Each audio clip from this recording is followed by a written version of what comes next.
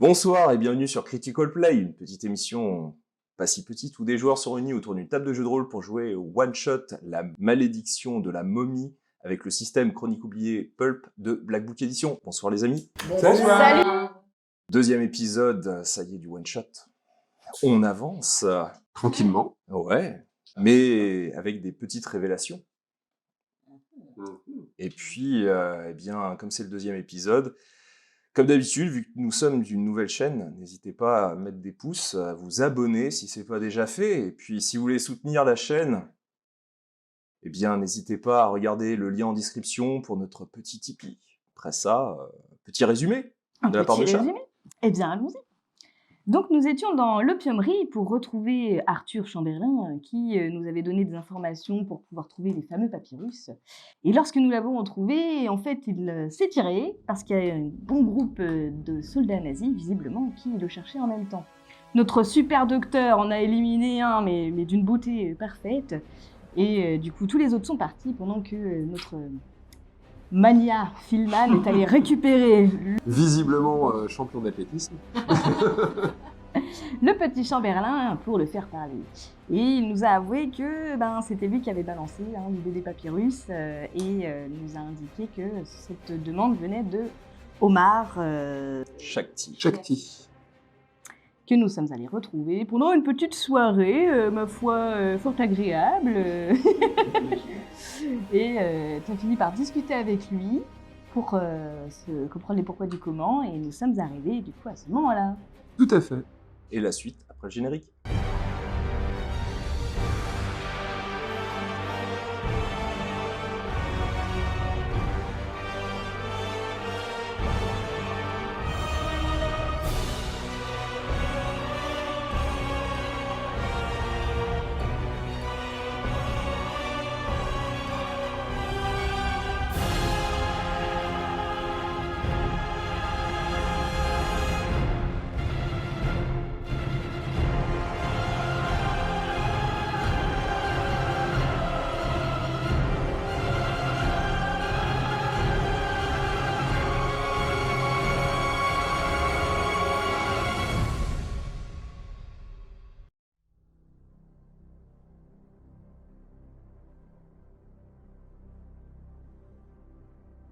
Il y a un coin de l'esprit où plus rien n'a d'importance. Et pourtant, c'est un lieu où tout ce qui est dit est marqué au fer rouge, imprimé à vie dans les songes de son réceptacle.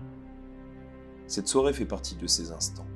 Le coin de votre esprit cherche sans cesse à lutter contre cet instant où la réalité vacille. Votre parcours égyptien avait pourtant bien débuté lorsque vous aviez enfin découvert les papyrus d'Anubis. Leur vol marquait un tournant. Vos recherches vous ont conduit au sein de la splendide plantation d'Omar Shakti, un important et puissant planteur égyptien. Les propos tenus par le français Arthur Chamberlain ne faisaient aucun doute.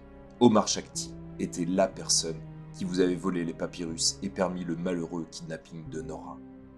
Vous étiez donc dirigé naturellement vers le maître de la plantation pour obtenir des réponses. C'est ainsi que vous êtes à présent dans la plantation elle-même. Plus précisément dans le salon de la monumentale demeure du planteur, avec ses convives lors d'une soirée organisée pour fêter les liens entre Européens et Autochtones. Omar Shakti n'a pas joué la partition que vous attendiez de lui, lorsque vous l'avez confronté au vol des papyrus. Au lieu de nier, il vous a raconté l'intérêt de ces papyrus pour le parti au pouvoir en Allemagne depuis 1933, expliquant ainsi la présence de ce chef de la Wehrmacht lors de cette réception. Il vous a expliqué leur objectif, le réveil d'Alexandre le Grand pour obtenir les pouvoirs d'Amon, l'un des principaux dieux égyptiens. Face à lui, vous ne pouviez qu'absorber les informations transmises. Après s'être arrêté dans son discours, il observe chacun d'entre vous pour jauger si son histoire a fait mouche. Puis, lentement, toujours avec ce regard hautain, il reprend. « Je sais que cela peut être perturbant, mais sachez que le surnaturel fait partie intégrante de notre monde et de ce pays. Si vous désirez ces papyrus, vous devez retrouver Nora Lake. » C'est plutôt ça que moi qui me perturbe. Bien. Eh bien, vous avez un intérêt profond pour cette histoire. Tout à fait. Si vous désirez quelque chose, et tu vois qu'il claque des doigts, donc vous avez un des serveurs qui arrive, tu vois qu'il lui parle donc en arabe, il repart. Si vous désirez ces papyrus, vous devez vous rendre dans un lieu que, ma foi, très peu d'êtres humains connaissent et visitent. Je ne pense pas que vous avez déjà entendu parler de la vallée des morts, mais au sein du désert, il y a une cité troglodyte, où se trouve une femme, une prêtresse d'Osiris. Car les rites anciens existent encore. Si vous lui parlez, de manière sincère, elle pourra peut-être vous aider. Elle vous emmènera là où se trouvent les papyrus. Elle a quelques facultés qui, ma foi, sont fort avantageuses, surtout quand on perd du temps.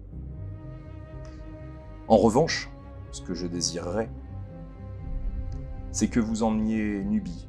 Tu vois qu'il touche légèrement son chat, il le caresse. Donc un sphinx, donc chat sans poils, très fin, avec ses grandes oreilles, ses petits yeux de ton violacés. Vous voyez qu'il vous regarde presque tous les uns les autres. Donc comme si il avait l'air de comprendre la discussion. Ce que j'aimerais, c'est que vous emmeniez Nubie avec vous. À tes souhaits. L'allergie. Ce que j'aimerais, c'est que vous l'emmeniez avec vous dans le lieu où, logiquement, cette prêtresse d'Osiris va vous emmener, à la source d'Amon. Là-bas, vous déposerez simplement Nubie.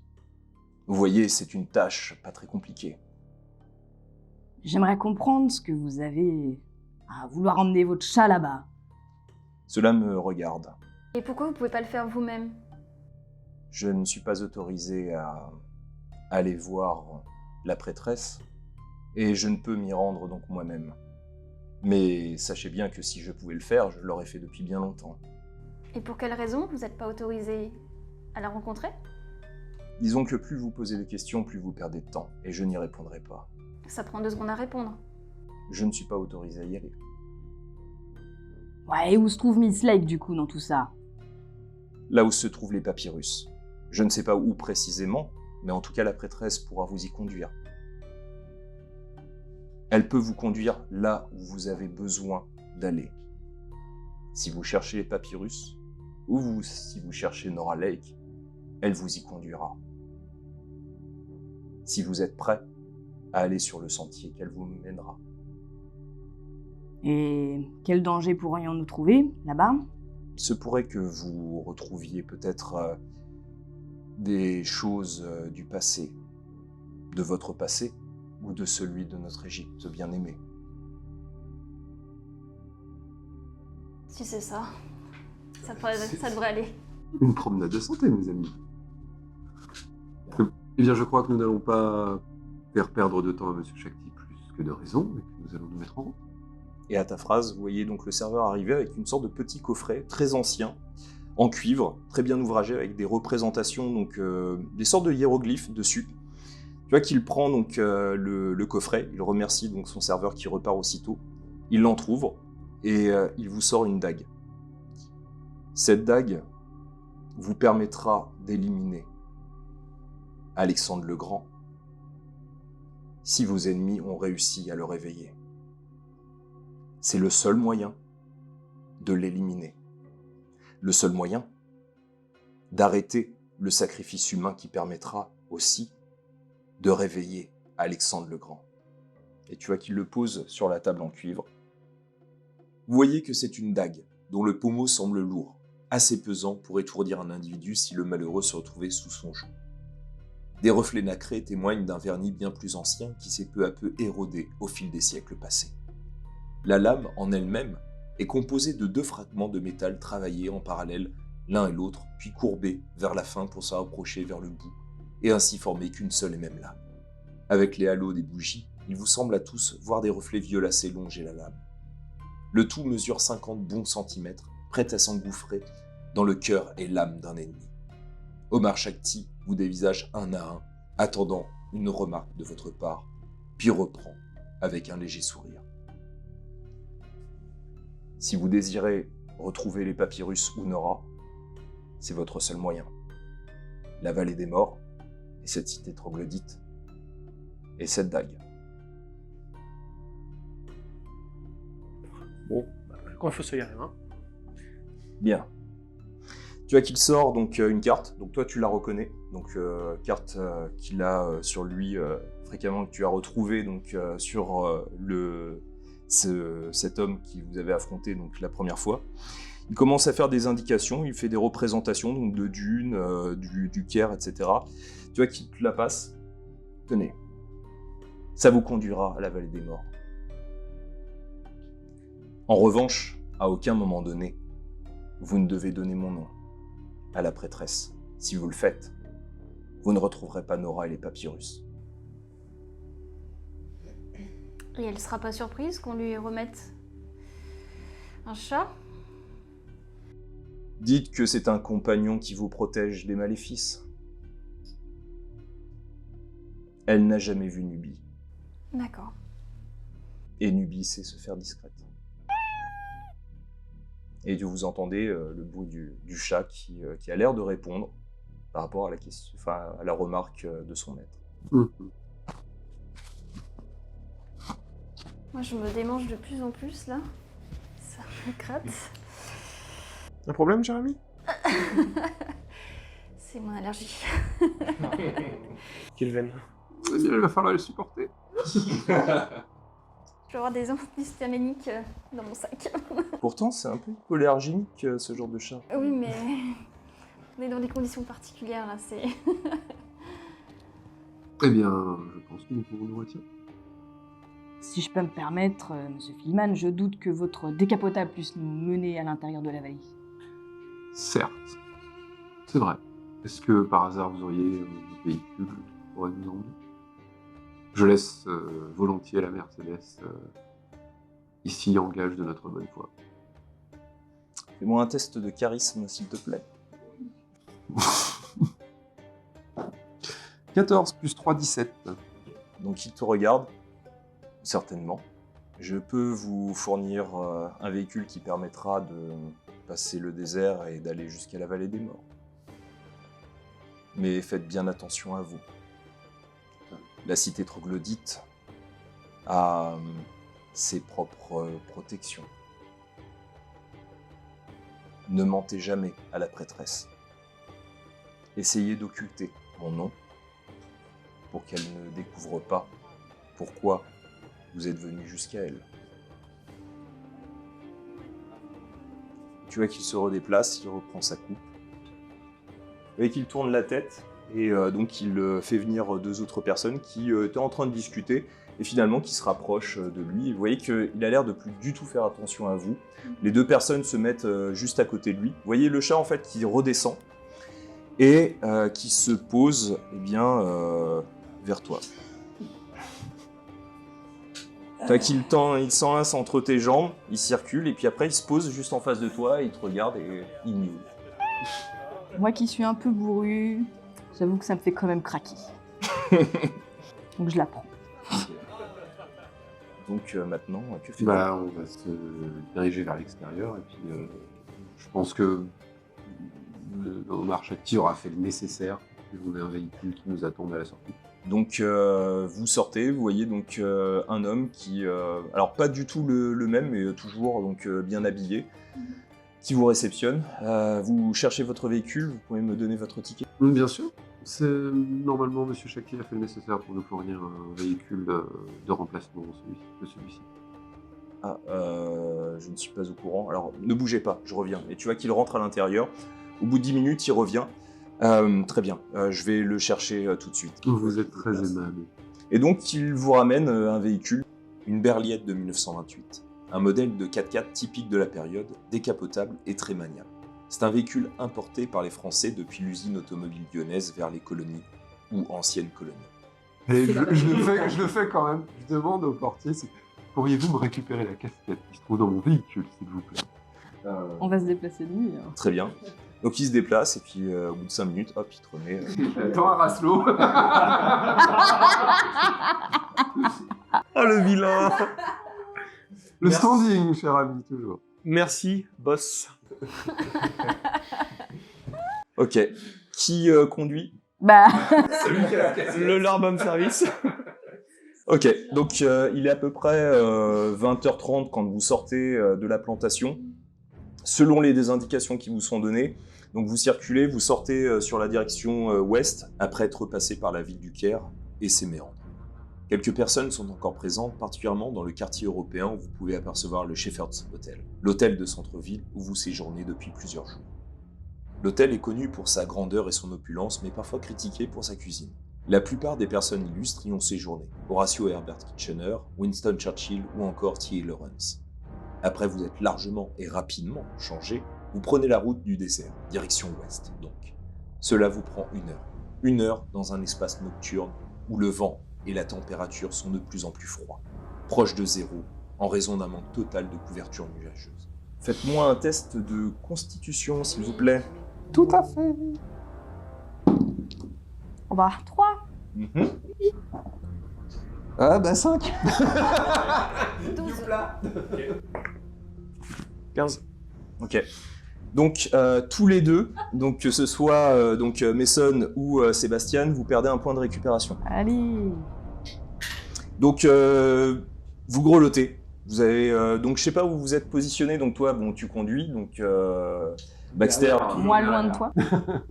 Toi, t'es où? Bah, loin de toi, du Oui. coup. Donc, si lui, il est derrière, je me mets derrière avec lui. Bah donc tu ouais, devant. Donc vous le voyez pas, mais tous les deux, vous voyez que tous les deux, quand vous regardez, vous Chauffage. avez légèrement grelotté. Donc vous circulez et donc au bout d'1 heure, vous arrivez. C'est bien la première fois, vous dites-vous, durant le trajet, que vous sortez du Caire pour plonger à travers les méandres des dunes. Vous faisiez vos fouilles au sud du Caire, à Memphis, la légendaire cité fondée par le roi Ménès il y a 3000 ans avant Jésus-Christ et capitale de l'Égypte durant tout l'Ancien Empire. Une cité qui resta importante tout au long de l'histoire égyptienne, placée sous la protection du dieu Ptah, le patron des artisans. Mais là vous vous immergez dans une autre ambiance, celle des millénaires bien au-delà de la présence des dieux égyptiens et de leurs disciples. Celle d'un temps où l'homme n'a pas pleinement sa place, un temps où le monde fut foulé par autre chose que par l'humanité, songe-tu soudain, Mason. Vous entrez dans le désert égyptien, ses mystères et son propre langage. Vous discernez dans l'obscurité les dunes de sable. Vous avez l'impression qu'elles bougent seules, au gré du vent. Au-dessus de vous, la voûte étoilée, magnifique et imposante, puissante par sa beauté enchanteresse et par son appel à la méditation. Les myriades de points lumineux au-dessus de vous sont des signaux à votre rencontre. Sibylle, tu y perçois des symboles étranges sans les désirer. Au-delà du son métallique de votre véhicule, vous percevez le bruissement du sable, sa musique ensorcelante dans cet espace infini autour de vous, cherchant, penses-tu Baxter, à vous absorber. Votre véhicule est hors du temps. Vous montez et descendez les multiples dunes. Enfin, à une 60aine de mètres de vous, vous contemplez le sable retombant à l'intérieur d'une sorte de grand canyon étroit, mais extrêmement profond. Une immense bouche qui lézarde le désert du nord au sud face à vous. Cela ne dit rien qui vaille, t'avises-tu, Sébastien. La bourrasque s'engouffre et s'enfonce dans le canyon en de complexes circonvolutions hypnotiques. Le sable retombe le long du canyon et vous ne voyez pas la cité elle-même, seulement cette immense bouche dans l'abîme du temps. Comment se comporte Nubi? Calme. Et tu vois qu'il est posé sur tes jambes et il bouge pas. Il reste fixe. Pour le coup, pour un chat, tu vois que il reste sur ses 2 pattes. Il a les pattes arrière même pas posées. allongé. Et tu vois, non. Et tu vois qu'il il regarde comme ça très légèrement, mais il a l'air calme. Il miaule pas et il a l'air complètement statique. Est-ce que... Du coup, tu t'arrêtes? Bah oui, je pense. Enfin, je ne vois pas de chemin du tout praticable, j'imagine, vu qu'on est en plein milieu du canyon, donc je vais m'arrêter là. Ok. Du coup, en s'approchant un peu du canyon, est-ce qu'il y a un endroit où il y a un chemin qui serait carrossable pour descendre à pied ou... Alors, faites-moi un test de perception. Alors, on va le faire dans le sens des aiguilles de montre. Eh ben, j'ai fait 7. Ok, 5. d'accord. 2. Tout repose sur toi. Eh ben, 15 plus 3, 18. Super. Mais il fait noir aussi. Donc, exactement. On aurait demandé à Nubi. Donc, vous avez toujours ce froid intense du désert, vous avez toujours cette bourrasque qui continue. Et plus vous vous rapprochez, et plus vous apercevez ce qui se trouve juste en dessous de vos pieds. En contrebas, de multiples lumières rougeoyantes percent les ténèbres nocturnes, pour éclairer en un pâle halo lumineux l'espace autour d'un ensemble d'essaims de galeries creusées à même la roche et formant une cité pouvant être proche de 50 à 100 habitants tout au plus. Cette cité troglodyte se trouve totalement encastrée dans la roche. Sébastien, en prenant le temps de scruter les environs, tu discernes sur votre côté gauche, à une dizaine de mètres de vous, un renfoncement permettant d'accéder à un escalier sommaire, extrêmement étroit. Il va falloir faire attention. Sibylle, tu comprends très vite qu'une personne peut s'y engouffrer. En contrebas, c'est extrêmement profond, peut-être 150 mètres, que vous contemplez. Il y a de l'écho, le son du sable, une cinquantaine de lumières. En face, il y a un escalier pour descendre, mais il va falloir y aller doucement, hein. Il n'y a que ce passage. En tout cas, que je puisse voir. Ce sont des escaliers. Ça descend. C'est ça qui sert. Mais dirigeons-nous vers les escaliers. On vous suit. Trop aimable. Ok, qui est le premier à passer? Soit je vais y aller en premier. Qui est le deuxième? Ben, je vais le suivre. Comme ça, si je tombe, il me rattrape. Bien sûr. Vos intérêts sont les miens. Moi, je ferme pas la marche, je vais en... Si jamais le chasse-barre, devant, derrière, au moins, Voilà. il y aura quelqu'un pour le récupérer. Donc tu le tiens. Ok. Donc vous descendez et vous découvrez un premier espace. Une superficie de 6 mètres sur 6 mètres. Cette zone cubique est un petit endroit étroit taillé dans la roche depuis fort longtemps. Un maigre et sommaire brasero métallique orne la pièce totalement vide. Cette faible émanation rougeoyante vous permet malgré tout de sentir une chaleur doucereuse et agréable à l'intérieur de cet espace confiné. Vous voyez au-delà de la lumière, qui gratte l'obscurité en des ombres dansantes sur les murs, un long couloir étroit où les ténèbres contrôlent le périmètre au bout de 4-5 mètres. Malgré cela, vous parvenez timidement à discerner une forme humanoïde, dont 2 petites billes lumineuses étincelantes, au niveau du visage, lui donnent une aura étrange et inquiétante. Derrière vous, le sable continue à chalouper au gré du vent qui s'engouffre aussi dans la cavité où vous vous trouvez en un mystérieux sifflement désagréable. La chose en face de vous semble ne pas cligner des yeux, les 2 billes vous faisant toujours face. Nous, on la voit ou juste... Non, bah si vous rentrez un petit peu dans la zone, vous pouvez la voir. Et ce tunnel, il mène... À l'intérieur de cette zone. Tu as dit qu'elle était à combien? Elle est à peu près, alors le tunnel se poursuit, mais vous la voyez à peu près à une dizaine de mètres. On est obligé de passer par là, en fait. C'est... Oui, sauf si vous continuez à descendre Ah oui. la paroi. Bah, l'idée, c'est de toute façon qu'on descende. Bon. Bonsoir. Ok. Vous pensez qu'on devrait s'inquiéter par ce qui se tapit dans l'ombre ou... Est-ce que, en regardant un petit peu, on la voit bouger ou quoi que ce soit? Fais-moi un test de perception. C'était à côté. 4. 4. Ouais, donc tu regardes, elle a l'air d'être complètement statique. Juste ces 2 petites lumières comme ça qui éclairent très... Je vais l'observer un petit peu plus... 20 naturel. Ah, ouh. Donc tu prends le temps, tu plisses légèrement les yeux et tu vois que c'est un homme noir plutôt musclé mais sec. Le crâne rasé de près, ses 2 sombres prunelles reflètent de manière intrigante la lumière du brasero. Il fait bien 1m80 et son corps est un exemple d'abnégation physique à une activité astreignante. Son visage, émacié et anguleux, vous toise profondément. Il n'a pas de barbe.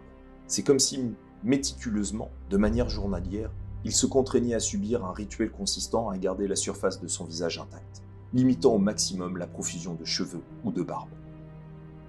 Un homme bien étrange, penses-tu soudain, Sébastien. Ces 2 billes d'acier vous observent longuement. Il semble attentif à la moindre action de votre petit groupe. Et du coup, en fait, on n'est pas obligé de passer par lui pour continuer à descendre. Non, vous pouvez continuer, donc vous ressortez, puis vous continuez à descendre. Du coup, je prends une voix vachement plus sérieuse. Enfin, voilà. Je pense qu'il va falloir qu'on continue à descendre. Allons-y, moi je vois pas de... Allons-y. Ok, je continue. Donc vous descendez. Même chose, au bout de 2 minutes, vous retombez sur un autre espace avec un autre bracero et une pièce 6 mètres sur 6 mètres. Là, cette fois-ci, 2 couloirs donc sur le côté, un à gauche, un à droite, et personne à l'intérieur. Il n'y a personne du tout? Non. Et ça continue, enfin, il n'y a pas un chemin où on sent que ça descend, où l'air circule? Est-ce qu'il y a un endroit où l'air circule? Ouais, plus sur le côté gauche. On est partagé, quoi. Hum On est partagé, hein. Quand on a vu les lumières, c'était vraiment au fond du canyon ou... Ah non, vous en avez différentes. En fait, là, vous voyez... Plusieurs maisons, quoi. Ouais, c'est ça. À chaque fois que vous êtes à un niveau, vous voyez ce bracero, ben, c'est la lumière qui éclairait en fait la zone où vous êtes. Écoutez, monsieur Filman, on va peut-être pas tourner un rond, il y a quelqu'un là-haut, on lui demande où elle est, et puis voilà. Visiblement, c'est un village, je veux dire... on va pas faire chaque maison. Pas certain que ce soit une très bonne idée. Mais... Allons-y, continuons de chercher, alors. Non, et l'idée mérite d'être réfléchie. Essayons. Si. Donc vous remontez. Ouais. Ok. Donc 2 minutes de nouveau. Donc à essayer de faire attention donc à l'extérieur. Hein, vous essayez, donc vous avez toujours ce vent qui parfois vous branque-balle très légèrement, donc vous collez à la paroi, vous remontez, et puis vous arrivez donc dans cet espace. Et là vous voyez que cet homme se trouve à côté du bracero. Il a une sorte de longue pelisse, donc de tissu. Vous voyez qu'il s'est presque enroulé avec une sorte de tissu assez léger, de couleur beige. Il a le crâne rasé, vous voyez, donc quelques sortes de petits pigments noirs qui sont positionnés, donc qui sont un peu plus clairs que sa peau, donc au niveau des yeux. Et il vous regarde, et il ne dit rien.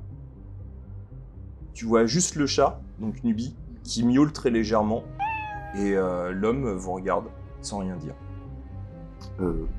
Mon brave. Excusez-moi. Est-ce qu'il réagit du coup? Enfin, j'essaie de... Qui comprend notre langue. C'est vrai qu'il vous regarde et... Je tente. Je pense que j'ai dû au moins l'entendre une fois ou deux en étant au Caire. Salam. Et tu vois qu'il te parle. Vous parlez ma langue. Très peu. Les prémices. Les prémices. Que faites-vous ici? Nous cherchons la... La tresse d'Osiris. Merci. La prêtresse. Niéti. Certainement. Et pourquoi vous désirez la voir? Elle a une information, possiblement, sur une personne que nous cherchons. Très bien. Suivez-moi. Tu vois qu'il se retourne et il se déplace à l'intérieur du tunnel que vous aviez vu d'où il venait. Sans demander votre dû, vous le suivez d'un seul et même homme. Dans ce tunnel étroit où seul un individu peut circuler de face. Le vent léger poursuit sa complainte au sein de ce goulot et résonne étrangement, en une monotone mélodie funèbre, dans le maigre espace où vous vous mouvez. Plus vous avancez, et plus vous devez vous replier, tels des vers, pour ne pas buter contre une quelconque paroi. Il fait de plus en plus frais, de plus en plus froid. La chaleur bienfaitrice du paracéro est déjà un lointain passé. Vous vous enterrez, estimes-tu Baxter. Cela te rappelle les solutions faciles que ton oncle faisait subir à certains bookmakers ayant trahi la famille Raslo. Que disait-il toujours? Rien de tel que de les laisser s'enfoncer dans leur propre tombe pour les faire réfléchir. Mason et Sibyl, vous êtes les premiers à sentir une odeur sortant de l'ordinaire. Une odeur sensuelle, ensoleillée et fruitée. Un parfum généreux aux effluves floraux, fruités et poudrés. Du jasmin. Ça sent le jasmin dans ce tunnel. Au bout de 5 minutes, qui vous semble durer une éternité, vous arrivez devant un espace où vous pouvez enfin vous redresser. C'est un endroit hors du temps, qui vous subjugue tout de suite. Un espace circulaire d'environ 50 mètres de diamètre, taillé à même la roche de manière très sommaire. Ou alors, une cavité naturelle. Vous avez du mal à vous décider. Cette zone forme un puits d'une 60aine de mètres de hauteur, permettant de contempler, lorsque vous décidez à lever la tête, de voir l'incroyable et somptueuse voûte céleste. Le sable coule le long des parois en un rideau de sable, une frêle cascade naturelle rendant l'endroit encore plus mystérieux.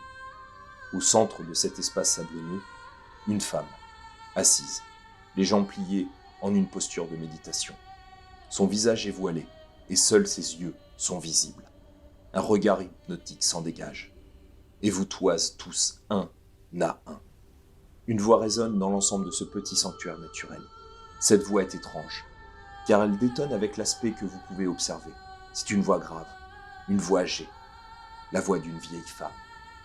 Ce son est celui des âges, des temps passés, et ne peut provenir, vous dites-vous, de cette maigre femme, assise en tailleur devant vous, dont le visage a l'air jeune. Les murmures s'arrêtent soudain. L'odeur de jasmin est toujours là. Fort et prenant sa source en cette prêtresse devant vous. Différents passages naturels permettent de passer vers d'autres sections de la cité troglodyte. D'ailleurs, vous n'entendez rien que le sifflement du vent. Pas un seul son d'enfant, d'éclat de rire ou de pleurs. Rien que le vent. Votre guide se positionne à côté de l'étrange femme. Il lui murmure dans sa langue quelque chose, puis se redresse dans votre direction pour prendre enfin la parole. Niété est prête à vous recevoir. Asseyez-vous. Il vous fait un signe de respect en baissant la tête légèrement, puis se déplace en direction du passage que vous aviez emprunté il y a tout juste quelques secondes, vous laissant seul avec cette femme, au centre de cet espace, après avoir fini de passer le rideau de sable de nouveau. Et du coup, je m'assieds. On s'assoit et on la salue. Là, tu vois que Nubi détourne la tête. Tu vois qu'elle se pose en fait contre ta tête, enfin contre ton torse, et tu vois qu'elle fait pas du tout, elle regarde pas du tout cette prêtresse. Moi, je me dis, comme elle a pas de poils et que j'ai froid, tu vois, je la cache un petit peu dans mon manteau. Et donc, cette vieille femme un peu rabougrie vous regarde, toujours avec ce seul œil donc, qui n'est pas protégé en fait de son voile, qui a l'air d'être un tissu extrêmement froid et fin. Et vous avez l'impression que quand elle vous dévisage, vous avez la possibilité de voir très légèrement ce petit fil ténu donc, qui permet de couvrir donc, son visage. Et vous voyez à travers très légèrement, ça a l'air d'être d'une sorte de lin très léger, un peu bleu nuit, que c'est comme si sa mâchoire était assez étrange. Il y avait quelque chose qui n'allait pas dans le bas de son visage. Et elle vous regarde et « Que puis-je faire pour vous ?» Et vous voyez qu'elle parle votre langue.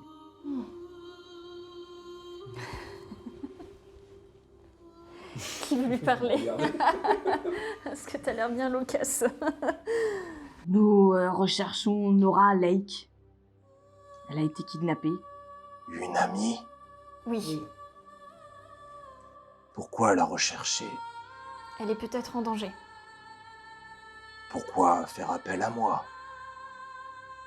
Parce qu'il semble que vous savez beaucoup de choses sur des sortes de puissances qui se trouvent ici. Et en fait, nous recherchons les papyrus d'Anubis et visiblement ce serait lié à son kidnapping. Et croyez-vous en ces puissances? Je crois en ce que je vois. Du coup, par contre, moi, je lui dis, regardez-moi. Pensez-vous que je ne crois pas? Je pense qu'au fond de vous, vous avez quelque chose de mauvais, qui n'était pas là à la naissance, mais qui vous a touché. J'ai vu ce qui se cache. Je voudrais comprendre ce qui se cache. Bien. Si vous êtes prêt à aller jusqu'au bout, je vous conduirai jusqu'à votre ami. Est-ce que vous voulez la retrouver à n'importe quel prix? À n'importe quel prix. Soit. Que donnerez-vous en échange de mon service? Que demandez-vous? Un peu de votre vie. C'est-à-dire? Laissez-moi vous toucher. Tu vois qu'elle tend sa main. Et je vous emmènerai jusqu'au sentier où vous pourrez la retrouver.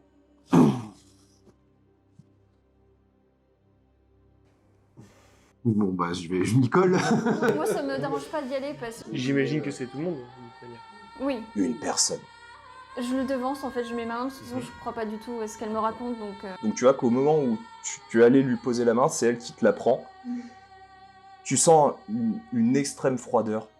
T'as l'impression en fait d'avoir la main d'un cadavre qui te touche. Et tu sens au fond de toi qu'on fouille, on cherche quelque chose.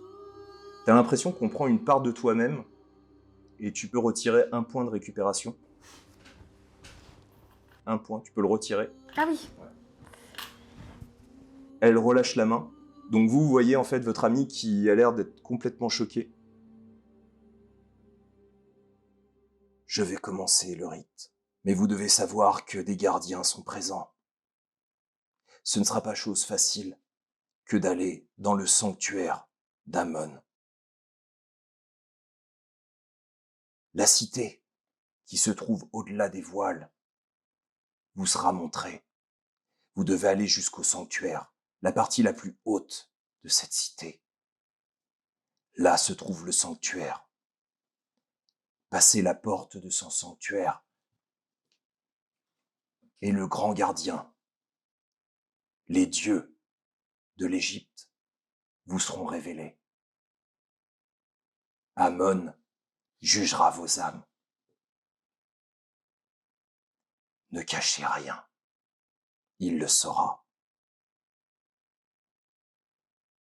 Si vous arrivez à passer son jugement, il vous conduira là où vous le désirez. Est-ce que tout est clair? C'est clair. Bien. Tenez-moi la main. Moi, je serre Nubie contre moi. Donc elle prend vos mains. Donc vous aussi, vous sentez cette extrême froideur dans les mains. Vous voyez qu'elle a des toutes petites mains très frêles. On dirait presque une sorte de... Ah, on dirait que la peau est complètement collée à ses os, qu'il n'y a quasiment pas de muscles. Elle vous tient. Elle commence à psalmodier petit à petit. C'est comme si le ciel, avec cette puissante et enivrante voûte céleste au-dessus de vous, commençait lentement mais sûrement à se déplacer, cherchant à vous absorber tout entier. C'est comme si ce majestueux et puissant sanctuaire naturel commençait lui aussi lentement mais sûrement à vous transporter, désirant vous guider vers un autre chemin. C'est comme si vous commenciez à vous propulser hors de vos corps, par-delà la chair, par-delà les sons et les sensations. Le jasmin pour seul repère. Et soudain tout s'éteint. Et faites-moi un test de constitution. Voilà, j'ai fait 4. Oh, attends, là. Ça fait... Ah oui, 7. Bah, 7. 13 plus 1, 14. Donc tous, sauf Mason, vous êtes pour le moment affaiblis. Ça veut dire que vous n'utilisez plus un dé de 20, mais un dé de 12 pour vos jets. Oh non. J'ai la voix du danger, je vois pas... Ça rajoute plus 1, d'accord? Oui, ça rajoute plus 1. Je fais 5, ça change pas. Par contre, j'ai juste une question. Est-ce que tu considères que durant le trajet de la voiture, elle s'est reposée et qu'elle a pu récupérer? Alors, elle récupère pas des points de récupération, c'est vraiment un recolon. T'étais plein. Ouais, j'étais plein, ouais. Autant pour moi. Donc, vous avez les yeux qui se ferment d'un coup, et lorsque vous les rouvrez, vous vous retrouvez au sein d'une cité de nuit. Une nuit totalement noire. Le ciel est complètement sombre, comme si chaque parcelle de lumière avait été remplacée par les ténèbres. C'est à la fois intrigant et inquiétant. Aucune étoile n'est visible, pas même la grande ours. La cité en elle-même semble immense, ancienne et prestigieuse, en raison de ces sphinx de pierre longeant de chaque côté le sentier sur lequel vous vous trouvez, menant lui-même jusqu'à une monumentale porte sous forme d'arche, avec de chaque côté une représentation d'un pharaon égyptien. En contrebas de ce sentier en hauteur, qui forme finalement une sorte de pont dans la cité, vous apercevez des habitations en terre cuite. Des habitations avec des toits en terrasse. Des petites demeures agglomérées les unes aux autres, entre de minuscules ruelles étroites et lézardant difficilement entre ces différents lieux de vie. Des lumières rougeâtres se dégagent de certaines de ces habitations, tout comme de certains brasseros disposés çà et là dans la cité. Pourtant, vous êtes persuadés, malgré ces lumières, qu'il n'y a plus une seule âme qui vive en son sein. Vous n'entendez que le bruit du vent, celui du désert, dont les bruissements du sable s'égrènent autour de vous, ainsi que le crépitement des flammes dans les brasseries. Et cette odeur, vous avez tout de suite en tête l'origine de cette odeur d'œuf pourri qui empuantit l'espace à des lieues à la ronde, l'odeur du soufre. Vous regardez tous, peu rassurés, mais prenant votre courage à deux mains, en opinant du chef à chaque regard qui se croise. Mason, tu es un peu plus nerveux que les autres. Tu connais cette odeur. Tu sais ce qu'elle annonce habituellement dans les profondeurs de la psyché humaine. Le long sentier devant vous continue, en ligne droite, passant d'une arche à une autre, d'un espace à un autre, d'une statue à une autre, et menant tout au bout, au loin, vers des escaliers massifs conduisant à un colossal temple qui se trouve à plusieurs centaines de mètres de vous. Que faites-vous? On va monter. On dirige vers les escaliers. Vous déplacez comment? Avec nos jambes. C'est une bonne idée. Et en quel positionnement? Est-ce que vous êtes, est-ce qu'il y en a deux devant, deux derrière? Est-ce que vous êtes alignés tous ensemble? Est-ce que vous êtes... En tant que garde du corps, je vais me mettre en première ligne, histoire de te protéger. Je reste à quelques pas à côté de Rasso. Sibylle? Moi, je me sens fatiguée, donc je me mets côte à côte de Sébastien. Ok, ça marche. Donc vous avancez. Vous avancez le long du sentier ou vous prenez quelques rues attenantes pour être juste à côté du sentier, mais pas directement sur le sentier lui-même? Est-ce que, en marchant un petit peu sur le sentier, on voit quelque chose devant nous? Alors pour ceux qui veulent soit écouter, soit voir, c'est un test de perception que je vais vous demander. C'est comme un peu éclairé ou pas du tout? À l'intérieur de la cité, oui. Avec un dé de 12. Ah oui, non, ça... Ouais, dès 12, ouais. Faut qu'on te dise si on écoute ou si on regarde. Non, c'est les deux, ça va être un test de perception. Et bah 7 et 3, du coup 10. Du coup 5. 7. 15, moins 1, 14. Ok. Donc tous les deux, que ce soit Mason ou Sébastien, chose qui vous marque, c'est que vous entendez à peu près une vingtaine de mètres de vous, à l'intérieur de la cité, sur votre gauche, des bruits de pas. Mais des bruits de pas qui ont l'air d'être puissants. Vous entendez des mouvements, plusieurs mouvements, qui avancent et qui ont l'air de se déplacer... Sur notre gauche, Ouais, sur votre gauche. sans forcément rentrer dans les détails, j'invite tout le monde à aller vers la droite. Qu'est-ce qui se passe? Une grosse bête. Quelque chose qui se déplace à côté, évidemment. Ah, Eh ben, on va vous On nous écouter. a parlé de gardien, je ne crois pas en tout ce qui... en toute la religion, tout ça, mais là, vu ce qu'on vient de vivre, je suis prêt à croire que ce qu'on peut croiser peut être assez vilain. Vous n'avez pas tout vu. Ok, vous mettez sur la droite, est-ce que vous vous cachez, vous déplacez normalement, est-ce que vous vous déplacez discrètement? Quelle va être votre action? Placer discrètement. Discrètement, c'est bien.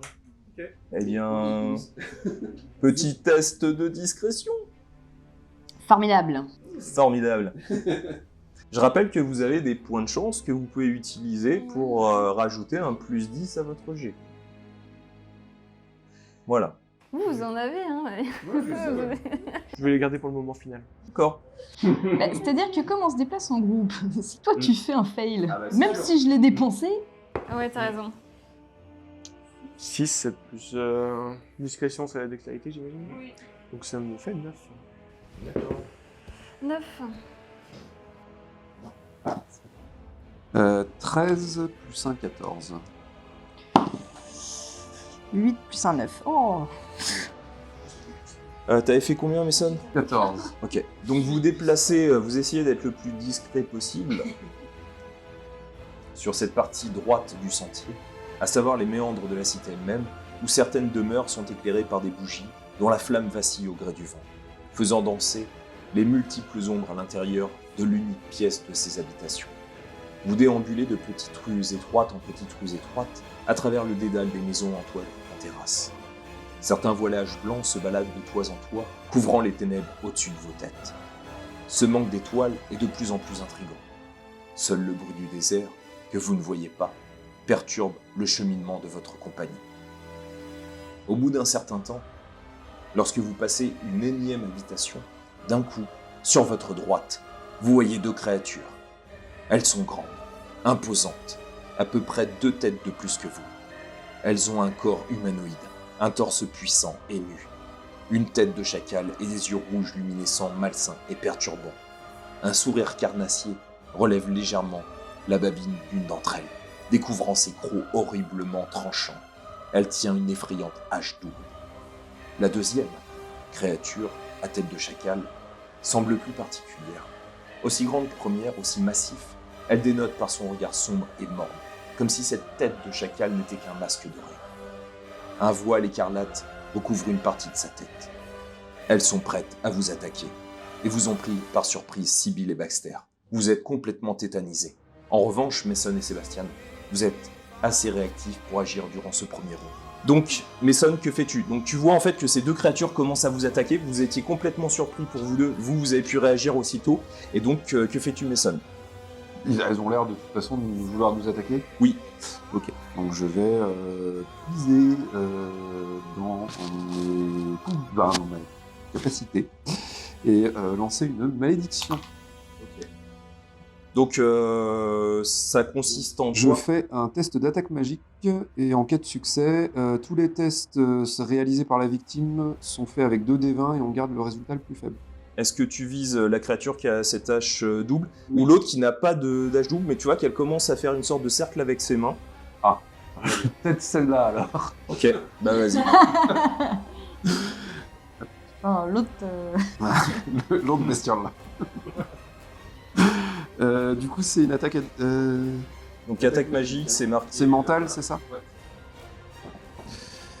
Ouf, 2 plus 3, 5. Eh bien, du coup, j'utilise un point d'inspiration Ok, pour relancer le jet de dés parce que. ok. Donc c'est une de tes capacités, ben, tu peux dépenser ton point, Alors. et donc ça, tu peux relancer. 18 plus 3, 21. Ça touche. Donc ben, décris-moi, tiens, comment s'active ta Du malédiction. coup, je pense que toi, eux le voient peut-être pas parce qu'ils sont concentrés sur la créature. Ah bah oui, là, Ouais, tu dois voir en là, fait oui. que j'ai comme une espèce de marque qui passe en travers. En fait, tu vois passer par transparence sur la chemise. En fait, tu vois passer comme s'il y avait des marques qui commençaient à rougeoyer et à se dessiner sur le bras. Je parle, j'ai une espèce de parler un peu étrange et les yeux qui ont tendance un peu à rougeoyer légèrement. Et du coup, je lance ma main en direction de la créature. Et c'est comme si vous aviez une sorte d'onde qui commence à se poser sur cette créature qui commençait à faire son cercle. Et t'as l'impression que c'est comme si un poids s'était mis sur ses épaules. Ensuite, donc, eh bien, Sébastien, que fais-tu? Eh bien, Sébastien est bien content de ne pas avoir de cours de stress. En fond. Moi, du coup, je le vois attaquer celle qui fait ça. Donc, je vais sortir mon colt et viser celle avec la grosse hache. Eh bien, vas-y. Donc, attaque à distance. Et je vais dépenser un point de chance. Très bien, ça te rajoute plus 10 à ton jet. Je pense que c'est pas plus mal. Donc, ça fait 14, donc 15. 15, ça touche. Et 7. Très bien, donc elle est toujours là, mais bien amochée. Ensuite, à elle, eh bien, tu vois que la première... J'ai une petite précision. C'est le sort prend fin dès qu'elle aura raté 3 tests. Sinon, il n'y a aucune limite de temps. Ok, Et si elle possède une capacité qui lui permet de lancer 2 D20 et de garder le meilleur, elle lance qu'un seul dé. ça marche. Eh bien, donc celle à la hache, elle va essayer de te viser, Sébastien. T'as la défense, tu m'avais 11. dit 11, ouais. Donc ça touche. Donc ça fait... Hop. Ça fait 8 points de dégâts. Déjà, à partir du moment où tu te jettes 2 dés, ça pue. Mais j'ai voulu protéger le chat, en fait, du coup, voilà. Ça s'explique. Ensuite, donc cette créature qui faisait son cercle, donc elle va essayer de te viser toi, Mason. Donc tu vois qu'une sorte de gerbe de feu qui commence à encercler ce cercle qu'elle commençait à faire en mouvement. Hop, donc de toute façon ouais, c'est raté, donc elle essaye de faire son cercle et tu vois que finalement donc c'est comme si ce poids pesait légèrement sur son dos et tu vois que le cercle en fait s'éteint d'un coup. Et tu vois qu'elle te regarde et tu vois les canines commencent à se redresser très légèrement. Nouveau tour, donc cette fois-ci vous pouvez agir, donc après la surprise, vous voyez donc ces créatures les deux face à vous, face donc à vos amis. Que faites-vous? Donc Baxter.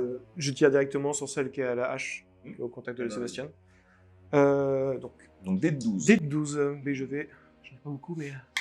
Okay. Donc plus 10 à ton jet, plus ton modificateur d'attaque à distance. Oui, et j'ai la voix des armes à feu, c'est un plus 2 en attaque. Ouais, et ben tu peux le rajouter aussi. Bah, ça fait 15, ça fait 17, ça plus touche. 4, ça fait 21. Heureusement. Et donc, un D10. Ça me fait donc 6 plus 1. Ok, et bien décris-moi la scène. Waouh, trop bien. Ah oui. Ouais, c'est vrai. Eh ben, c'est simple en fait, donc je suis à une certaine distance, je prends mon arme et je vise juste la tête, une balle direct. Ok, et ben tu vois que au moment où elle voulait réattaquer donc Sébastien, elle levait son arme, tu tires et d'un coup, c'est comme si une énorme poussière noirâtre donc explosait au moment où la balle touche donc le corps de cette créature. Ensuite, Sibylle, que fais-tu? Bah moi je vais viser l'autre, celui qui reste. Donc Je ta vais chance avec... aussi le booster. Eh bien plus 10 à ton jet. Ça fait 17, 19. Ça touche. Donc fais tes dégâts. Donc c'est dés de 8. 3. 3, ok. Donc elle est toujours là. Ensuite, eh bien, Mason, que fais-tu? Eh bien, voyant que de toute façon ils ont sorti leurs armes, je vais tenter de tirer avec mon petit Smith et Wesson. Ok, donc action de mouvement pour prendre ton arme et puis après pour tirer avec ton action. C'est un... oui. 5 plus 1, 6, c'est raté. Ouais. Ensuite, Sébastien, que fais-tu? Bah, je vais tirer sur l'autre, du coup, qui reste. Il est là.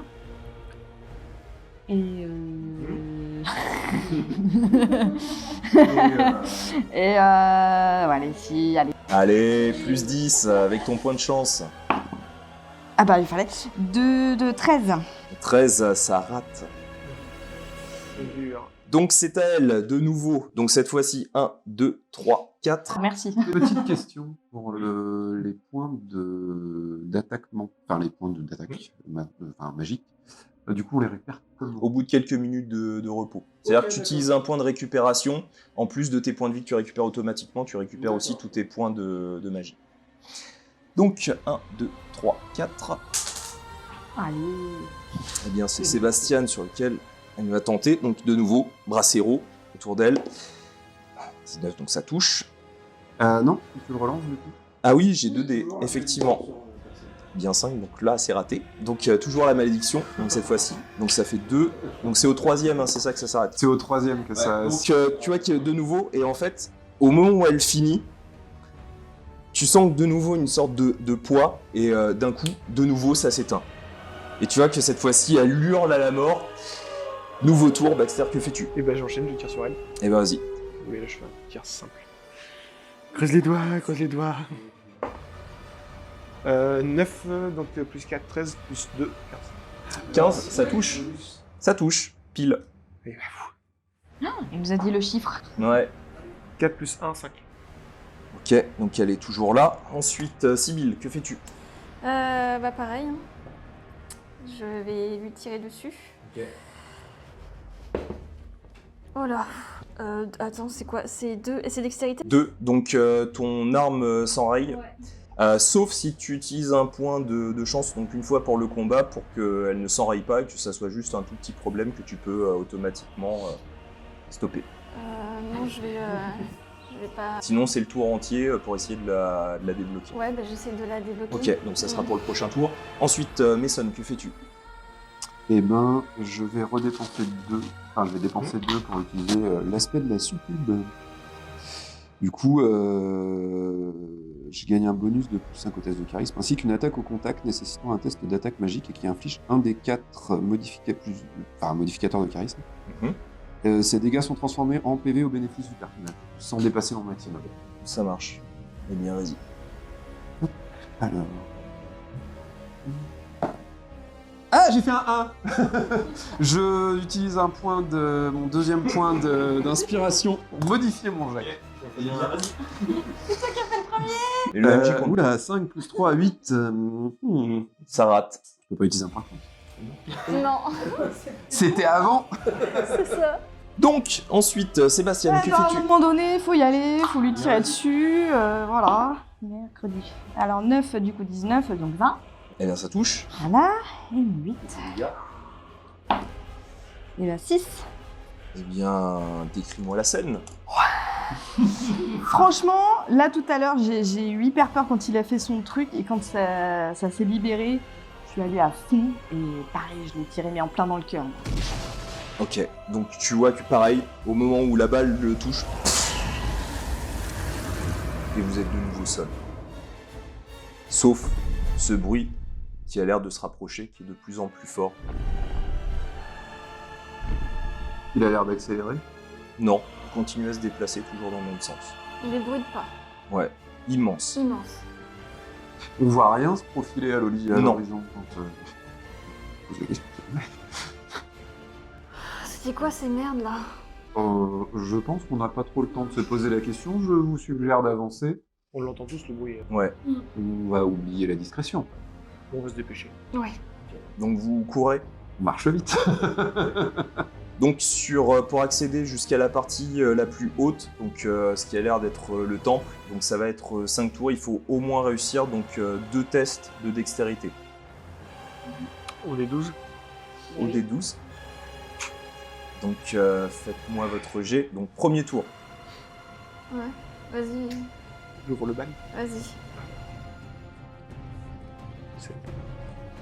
Ok, ça marche. 10. J'utilise un point de chance. Bah j'ai fait un 20. Donc t'en gagnes 2 d'un coup. Donc toi c'est réussi. En fait toi tu cours, t'es le premier à passer donc tout devant. Toi tu réussis aussi hein, vu que t'as fait 10 donc tu continues. Ah les salsas là. 8. Ok, donc vous deux vous êtes un peu à la traîne. Deuxième tour, donc toi t'as encore à faire un test. Toi, enfin vous aussi. Donc deuxième tour. Donc allez-y. Vas-y. Est-ce que c'est un danger mortel? C'est un danger mortel. Ouais, j'ai plus ça. Ça peut te sauver la vie. Ça peut te sauver la vie. C'est parti. Donc 2. J'ai fait 2. Donc ça me fait 6 au total. T'as 14. C'est réussi. Et 8 encore, putain. Ok. Donc toi tu réussis, donc t'es juste derrière Mason, vous continuez à courir, vous montez les escaliers, vous êtes encore en retrait, vous entendez toujours ce bruit. Et la suite. Au prochain épisode. Cette pression. Voilà. Eh bien on en saura plus dans 2 semaines. Ce qui va se dérouler, il y aura un 3e épisode pour ce one-shot. On vous gâte pour le début. Et oui, et le stress est intense. Oui, la pression est à son coup. En tout cas, si vous avez aimé, n'hésitez pas à mettre le petit pouce bleu, à vous abonner si c'est pas déjà fait, à nous rejoindre sur notre magnifique... Discord, sait-on jamais, vous saurez peut-être pourquoi. Parce qu'il a des trucs bizarres. Mal. Voilà, exactement. Et puis, eh bien... À nous laisser des petits commentaires. Oui, des commentaires. Les commentaires, c'est toujours sympa. Et puis on y répond. Ah oui. Tout le temps. Tout le temps. Et puis, dans 2 semaines, hein, on se retrouve. Voilà, Sans faute. hein, même heure. Je rajouterais même que pour les commentaires, profitez-en tant qu'on peut répondre. Oui. Oh. On a encore le temps, je pense. On a encore le temps. À dans 2 semaines. Salut. Ciao.